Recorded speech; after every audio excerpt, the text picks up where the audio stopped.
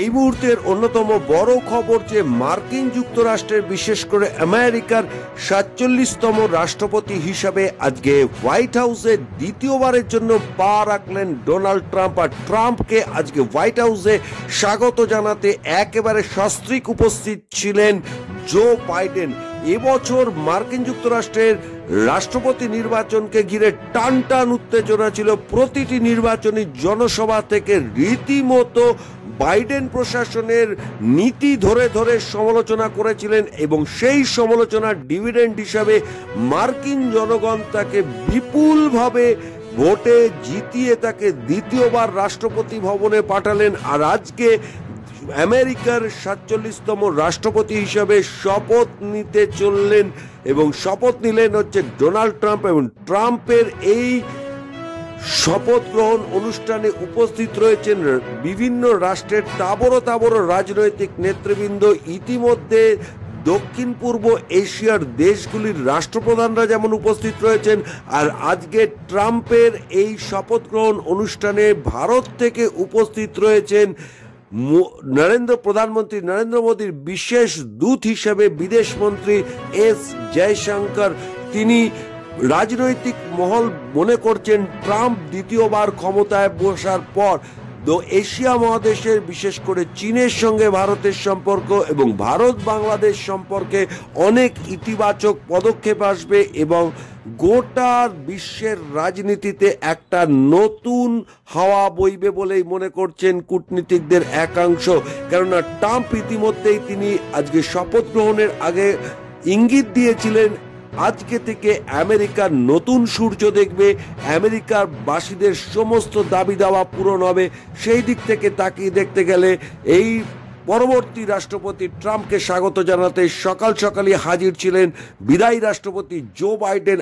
আর ভারত সরকারের পক্ষ থেকে ট্রাম্পের এই শপথ গ্রহণ অনুষ্ঠানে উপস্থিত রয়েছেন বিদেশমন্ত্রী এস জয়শঙ্কর উপস্থিত রয়েছেন প্রধানমন্ত্রী নরেন্দ্র মোদীর চিঠি নিয়ে। এবং সেই চিঠিতে কি লেখা রয়েছেন জানা যাচ্ছে সূত্র মারফত যে প্রধানমন্ত্রী নরেন্দ্র মোদী ট্রাম্পের দ্বিতীয়বার হোয়াইট হাউসে বসাকে কেন্দ্র করে একটি বিশেষ শুভেচ্ছা বার্তা পাঠিয়েছেন এবং কূটনৈতিক মহল আশা করছে এর ফলে ভারত এবং আমেরিকার যে দ্বিপাক্ষিক সম্পর্ক সেই দ্বিপাক্ষিক সম্পর্ক যেমন মজবুত হবে এবং ভারতও যেমন বিশ্বের সন্ত্রাসবাদ রোধে একাধিক কার্যকরী পদক্ষেপ নিতে পারবে এবং সেক্ষেত্রে সন্ত্রাসবাদের বিরুদ্ধে কার্যকরী পদক্ষেপ নিতে প্রধানমন্ত্রী নরেন্দ্র মোদীর সমস্ত সিদ্ধান্তে শরিক হবেন ডোনাল্ড ট্রাম্প। অন্তত এমনটাই মনে করছেন। ইতিমধ্যেই প্রধানমন্ত্রী নরেন্দ্র মোদী এবং সঙ্গে ডোনাল্ড ট্রাম্পের যে সখ্যতা রয়েছে তা যেমন রাজনীতিতে পরিষ্কার হয়ে গিয়েছে। আর আজকে মার্কিন যুক্তরাষ্ট্রের ৪৭তম রাষ্ট্রপতি হিসাবে শপথ গ্রহণ অনুষ্ঠানে মোদির চিঠি হাতে উপস্থিত রয়েছেন বিদেশমন্ত্রী এস